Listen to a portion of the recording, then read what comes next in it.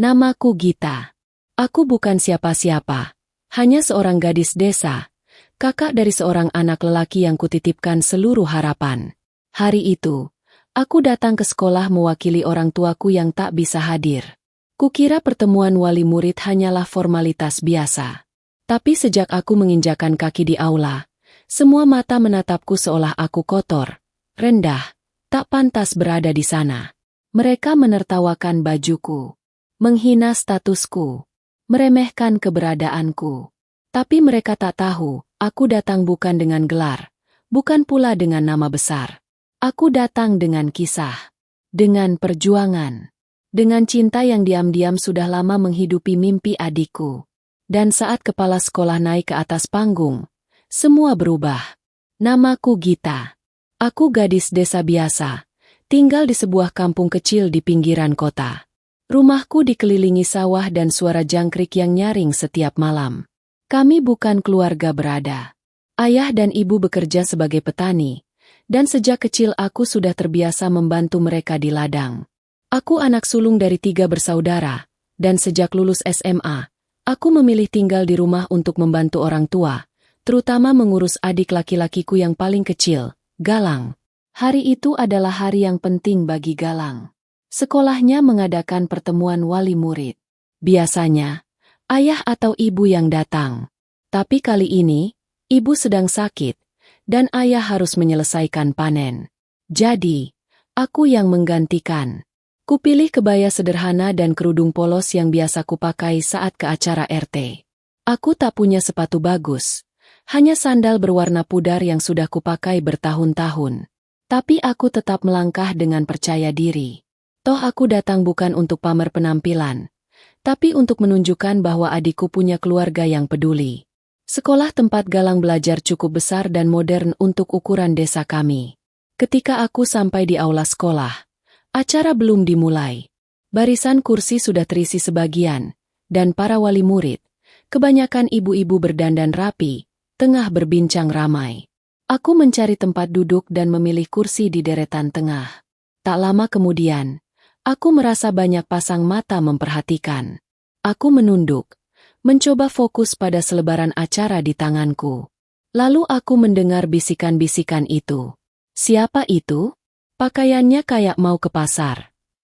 Itu bukan orang tua murid, kan? Mungkin cuma pembantu.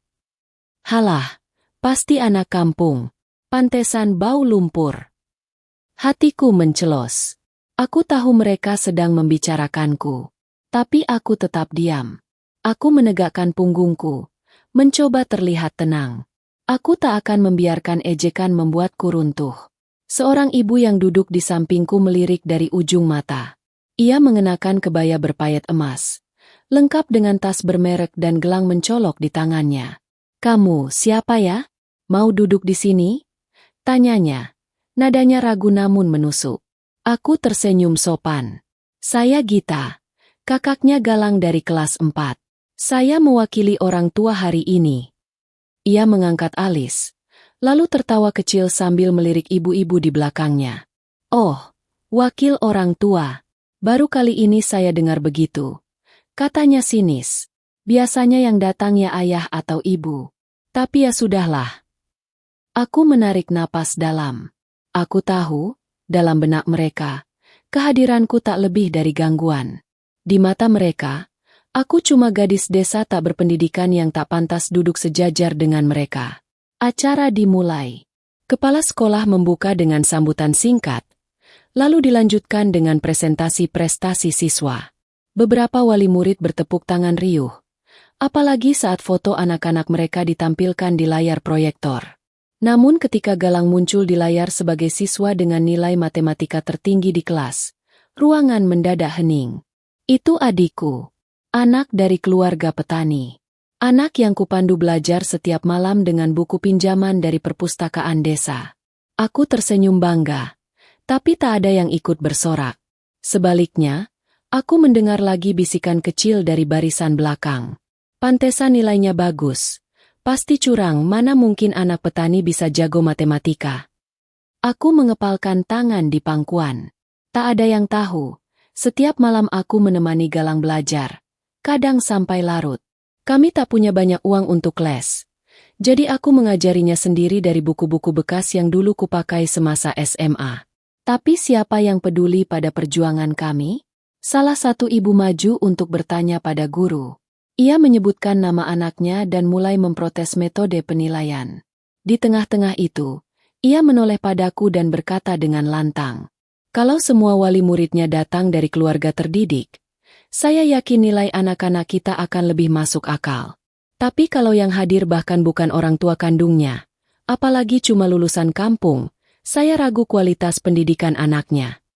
Beberapa orang tertawa kecil. Aku diam membeku.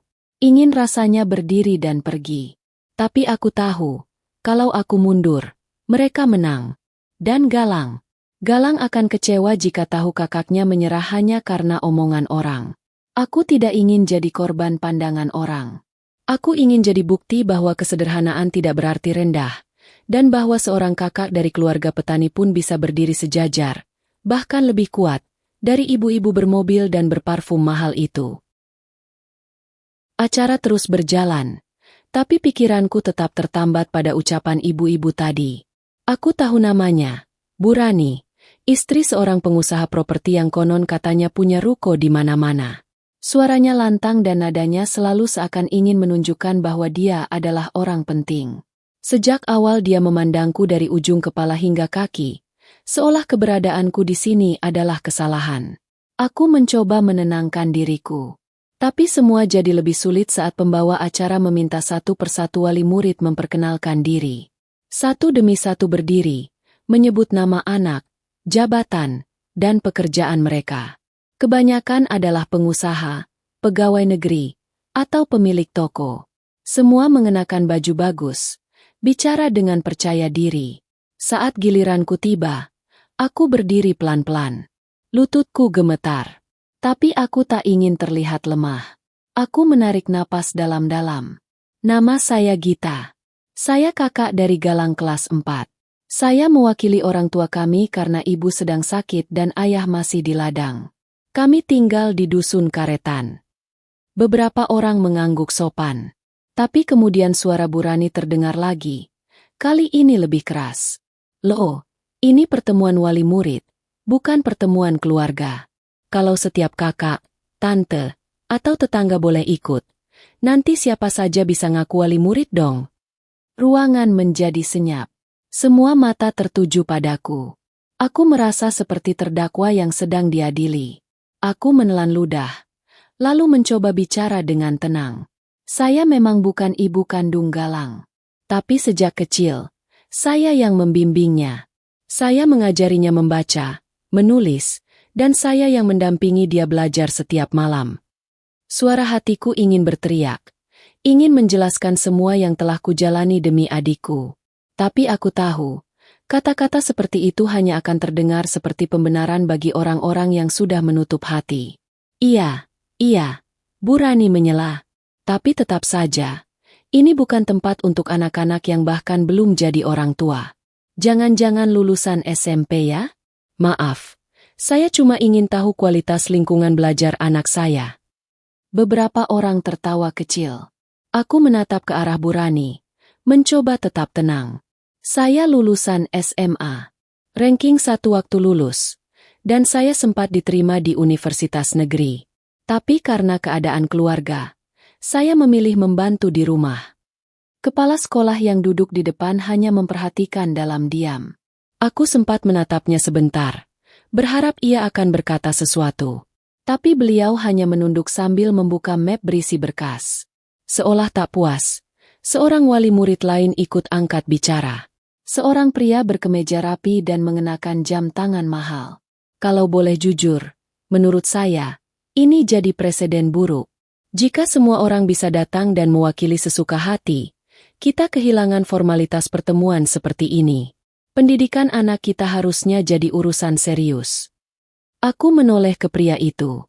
Tatapannya tajam, dan jelas ada nada penghinaan dalam ucapannya. Aku merasa tubuhku mulai bergetar. Tapi bukan karena takut, karena marah. Apakah keseriusan pendidikan hanya bisa diukur dari pakaian atau jabatan? Tanyaku pelan, tapi tegas. Saya memang bukan orang tua Galang, tapi saya tahu persis nilai-nilainya, hobinya, ketakutannya saat ujian, dan impiannya jadi insinyur. Karena saya yang menemaninya tumbuh. Setiap hari. Aula hening. Tak ada yang menjawab. Tapi aku tahu, itu belum mengubah pandangan mereka. Di mata mereka, aku tetap bukan siapa-siapa. Tak lama kemudian, sesi tanya jawab dimulai. Bu Rani kembali angkat tangan. Saya ingin bertanya pada wali murid Galang. Tadi katanya tinggal di dusun Karetan, ya? Saya dengar dusun itu masih banyak rumah yang pakai kayu lapuk dan dinding anyaman. Anak saya cerita, katanya Galang sering datang ke sekolah pakai sepatu sobek. Apakah itu benar? Suasana ruangan mendadak panas. Semua kepala menoleh padaku lagi. Aku tahu apa yang ingin Bu Rani lakukan. Mempermalukan kami. Aku menatap langsung ke arah Bu Rani. Sepatu Galang memang sempat sobek. Kami tak langsung bisa membelikan yang baru. Tapi setiap pagi, sebelum dia berangkat sekolah, saya pastikan dia tidak lupa membawa buku, bekal, dan semangat. Karena bagi kami, ilmu jauh lebih penting daripada sepatu. Beberapa ibu mulai berbisik pelan. Mungkin ada yang tergerak, mungkin juga tidak. Tapi saat itu aku sudah tak peduli lagi pada komentar sinis atau pandangan remeh. Aku tidak datang ke sini untuk menyenangkan mereka. Aku datang untuk adikku.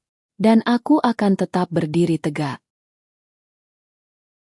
Entah sudah berapa kali aku menarik napas panjang hari itu.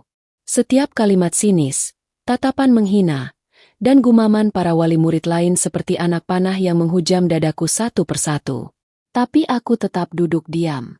Karena aku tahu, kalau aku menyerah sekarang, bukan hanya aku yang kalah, tapi juga Galang, dan semua anak desa yang pernah diremehkan hanya karena mereka lahir dari keluarga sederhana. Setelah sesi pengenalan dan tanya jawab yang terasa seperti interogasi, acara sempat rehat sebentar. Beberapa ibu-ibu berkumpul di pojok aula, membicarakan rencana kegiatan sosial dan lomba antar kelas. Aku duduk sendirian, mengaduk-aduk air minum dalam gelas plastik yang tak sempat ku minum. Rasanya tenggorokanku terlalu kering untuk menerima seteguk pun. Tak lama, kepala sekolah berdiri dari kursinya. Pak Harto, begitu semua orang memanggilnya, adalah sosok yang dihormati di sekolah ini. Beliau terkenal tenang, jarang bicara panjang, tapi kata-katanya selalu mengena. Semua mata tertuju padanya saat ia melangkah ke podium dengan map coklat di tangan. Para wali murid mulai menenangkan diri. Ibu-ibu yang tadinya sibuk bisik-bisik kini duduk rapi. Aula menjadi sunyi. Bahkan langkah kaki Pak Harto pun terdengar jelas. Beliau membuka pidatonya dengan sapaan sopan dan ucapan terima kasih atas kehadiran para orang tua. Ia membahas sedikit tentang program belajar, target kurikulum, dan pentingnya kerjasama antara guru dan wali murid. Semua berjalan biasa saja. Sampai akhirnya beliau menutup map dan memandangi seluruh ruangan dengan tatapan tajam, namun tenang. Ada satu hal yang ingin saya sampaikan hari ini, katanya. Suaranya rendah, tapi setiap kata terdengar jelas. Di antara kita semua yang hadir, ada satu orang yang mungkin tidak dipandang. Mungkin bahkan direndahkan sejak ia menginjakan kaki di aula ini. Tapi justru dialah yang patut kita hormati dan jadikan teladan. Beberapa orang mulai melirik kanan-kiri. Suasana berubah. Ada yang saling bisik. Aku diam. Tapi jantungku mulai berdetak tak beraturan. Pak Harto melanjutkan. Beberapa tahun lalu, sekolah ini pernah memiliki murid perempuan yang luar biasa. Ia datang dari keluarga petani, tinggal di dusun terpencil, dan setiap hari berjalan kaki sejauh 5 kilometer hanya untuk sampai ke sekolah. Tapi ia tak pernah terlambat. Nilainya selalu terbaik di kelas. Ia lulus dengan predikat peringkat 1 se-kabupaten, dan sempat mendapatkan beasiswa di universitas negeri. Aku tertegun. Aku tahu cerita itu. Karena itu ceritaku. Namun karena tanggung jawab keluarga, ia memilih mengorbankan mimpinya. Ia kembali ke rumah, membantu orang tuanya di ladang, dan mendampingi adik-adiknya belajar. Hari ini, ia hadir di sini. Bukan sebagai orang tua, tapi sebagai kakak, guru, dan pahlawan di dalam rumahnya. Aula hening. Tidak ada suara. Bahkan nafas pun terasa ditahan. Gita, tolong berdiri sebentar. Aku terkejut. Semua kepala langsung menoleh ke arahku. Kursi terasa mencengkram tubuhku. Tapi aku pelan-pelan bangkit. Pak Harto menatapku. Inilah Gita, alumni terbaik yang pernah kami punya. Ia datang bukan membawa nama jabatan, bukan membawa mobil mewah, tapi membawa cinta dan tanggung jawab yang luar biasa untuk keluarganya. Suara tepuk tangan pecah. Tapi kali ini berbeda. Bukan tepuk tangan basa-basi. Aku bisa melihat beberapa ibu menunduk malu. Bahkan ada yang mulai menyeka air mata. Bu Rani, yang tadi paling lantang, terpaku. Wajahnya tegang, mulutnya setengah terbuka. Ia tak menyangka bahwa gadis yang tadi ia anggap tak pantas duduk di aula ini justru telah lebih dulu membanggakan sekolah ini ketimbang anak-anak mereka sendiri. Pak Harto melanjutkan pidatonya. Kali ini dengan suara yang lebih hangat. Kita semua ingin anak-anak kita hebat. Tapi hebat bukan berarti kaya. Hebat bukan berarti terkenal. Hebat adalah ketika seorang anak tumbuh dengan cinta, kerja keras, dan tanggung jawab. Dan hari ini, kita melihat contoh nyatanya. Aku merasa mataku panas. Tapi aku tak menangis. Aku berdiri tegak. Bukan lagi sebagai gadis desa yang dianggap tak pantas, tapi sebagai seseorang yang telah membuktikan dirinya lewat tindakan. Saat aku duduk kembali, beberapa wali murid menatapku dengan pandangan berbeda. Tidak ada lagi cibiran. Tidak ada lagi ejekan. Yang tersisa hanyalah keheningan dan kekaguman. Untuk pertama kalinya hari itu, aku merasa aku dilihat. Tepuk tangan memang sudah reda, tapi gemuruh dalam dadaku belum juga hilang. Aku masih duduk terpaku, tidak percaya dengan apa yang baru saja terjadi. Pak Harto, yang selama ini hanya kutemui sekilas saat antar jemput Galang, kini berdiri di hadapan semua orang, membongkar kisah hidupku yang selama ini kusembunyikan dalam diam. Aku tak tahu harus merasa apa, bangga, terharu, atau justru malu karena rahasia perjuanganku dibuka begitu saja. Tapi saat melihat wajah para wali murid yang tadinya mengejek kini menunduk, mataku yang sejak tadi panas akhirnya benar-benar berkaca-kaca. Pak Harto belum selesai. Ia mengangkat mapnya kembali, lalu berkata dengan nada yang lebih dalam. Saya ingat saat Gita masih sekolah di sini. Ia datang ke ruang guru saat istirahat, bukan untuk bermain seperti teman-temannya, tapi untuk meminjam buku tambahan. Katanya, ia ingin bisa menjelaskan pelajaran matematika pada adiknya di rumah. Beberapa ibu-ibu mulai menutup mulut. Ada yang matanya mulai merah. Saat teman-temannya sibuk dengan media sosial, Gita menyempatkan diri mengajar anak-anak kecil di pos ronda setiap sore. Ia tidak dibayar. Bahkan sering membawa bekal sendiri agar anak-anak tidak pulang dengan perut kosong. Seorang ibu di barisan kiri mulai terisak pelan. Tangannya menutupi wajah, dan aku mengenali dia, ibu yang duduk bersamaku tadi dan sempat mempertanyakan kehadiranku.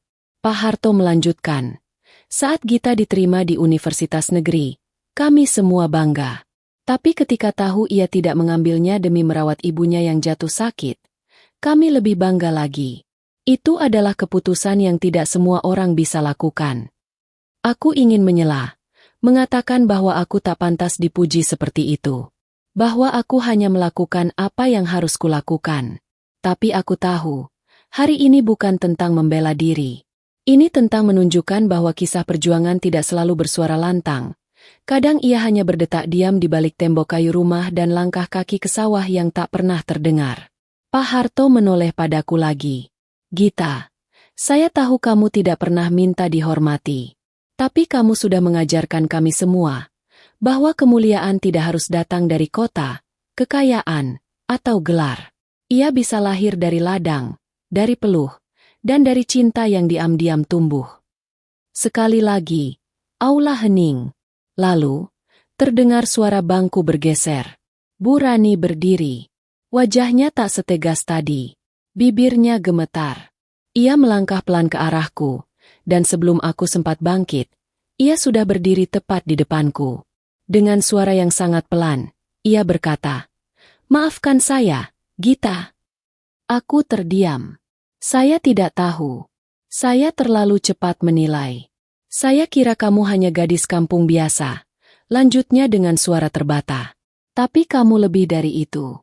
Kamu ibu bagi adikmu. Dan guru bagi banyak anak. Kamu jauh lebih layak duduk di sini daripada saya. Tangannya gemetar saat ia meraih tanganku dan menggenggamnya. Izinkan saya belajar dari kamu, katanya. Aku menggenggam tangannya balik. Bibirku bergetar. Tapi aku hanya tersenyum sambil mengangguk pelan. Tidak ada kata-kata balasan yang bisa mewakili perasaanku saat itu. Satu persatu wali murid mulai berdiri. Ada yang mendekat. Ada yang menyalami. Beberapa bahkan memelukku, mengucapkan maaf, dan menyampaikan kekaguman mereka. Ibu Gita, boleh saya undang anak-anak saya ke rumahmu belajar bareng Galang? Kamu luar biasa. Saya malu karena tadi sempat ikut tertawa. Anak saya sering cerita tentang Galang. Sekarang saya tahu kenapa dia begitu rajin. Aku hanya mengangguk, tersenyum, dan mengucapkan terima kasih sebanyak mungkin. Tapi dalam hati, aku masih belum bisa percaya. Orang-orang yang beberapa jam lalu mempermalukanku, kini berdiri dengan mata basah dan tangan terbuka. Di tengah semua itu, Pak Harto kembali ke podium.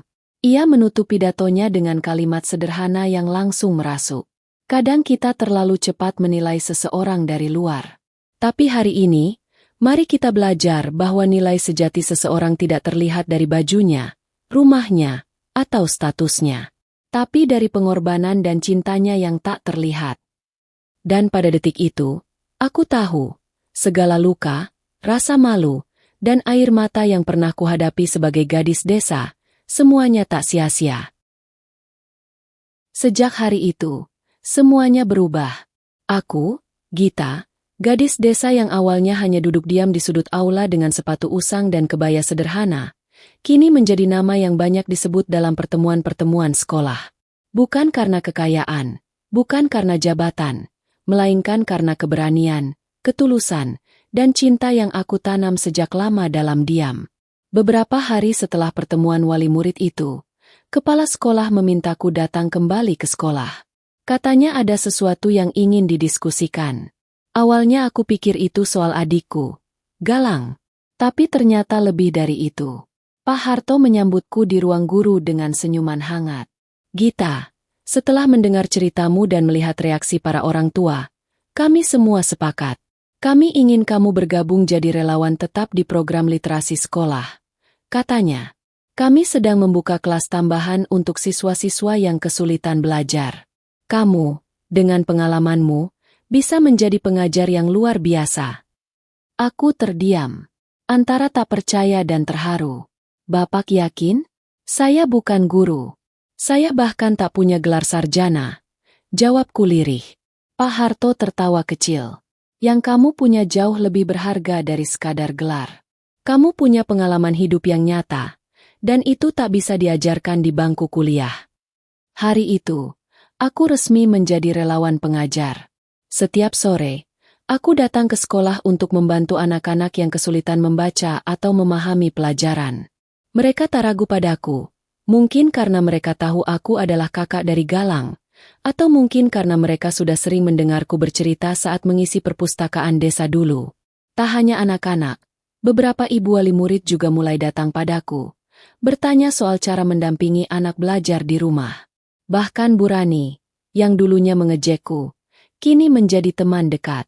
Ia datang ke rumahku membawa buku-buku baru untuk anak-anak desa, dan suatu kali ia berkata, "Aku pikir dulu yang seperti kamu cuma bisa diam di pinggir. Tapi ternyata, kamu justru jadi pusat perubahan." Galang juga berubah. Semenjak kejadian itu, ia jadi lebih percaya diri.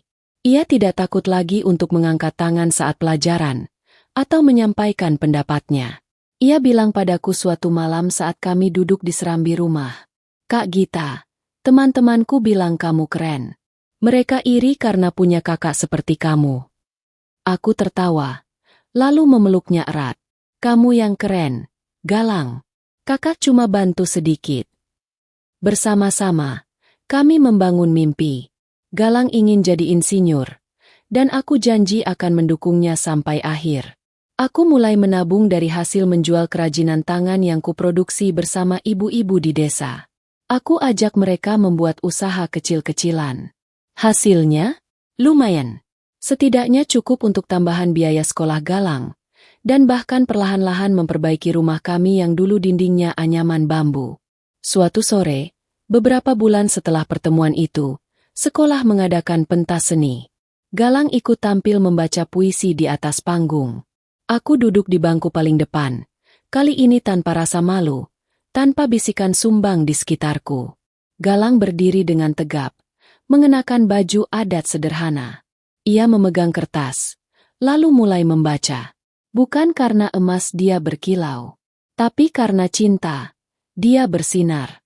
Bukan karena gelar dia dihormati, tapi karena ketulusan yang tak pernah usang.